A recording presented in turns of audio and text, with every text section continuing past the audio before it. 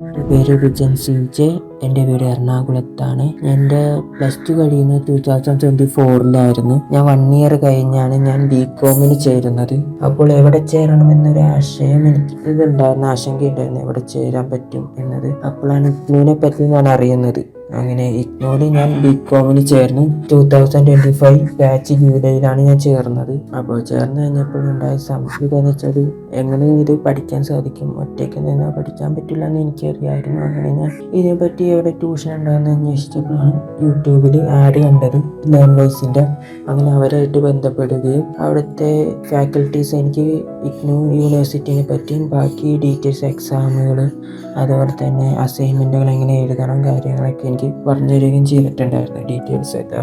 അങ്ങനെ എൻ്റെ mentor Durga miss മാമാണ്. മിസ്സാണെങ്കിൽ എനിക്ക് എല്ലാ ആഴ്ചയിലും വിളിച്ച് എന്നെ പഠിക്കുന്നുണ്ടോ എന്നൊക്കെ ചോദിച്ച് അന്വേഷിക്കുകയും ചെയ്യും. അങ്ങനെ എന്താണെന്ന് വെച്ചാൽ അങ്ങനെ വിളിക്കുമ്പോൾ നമുക്ക് പഠിക്കാൻ തോന്നുകയും ചെയ്യും. എന്നുവെച്ചാൽ കോളേജിൽ പോകണില്ലാത്തത് കൊണ്ടാണ്. നമ്മൾ കോളേജിലല്ലല്ലോ പഠിക്കണം, നേരിട്ട് പോയി പഠിക്കണമല്ല. അപ്പോൾ ഇതാകുമ്പോൾ വീട്ടിലിരുന്നാണ് ഞാനിപ്പോൾ പഠിക്കണത്.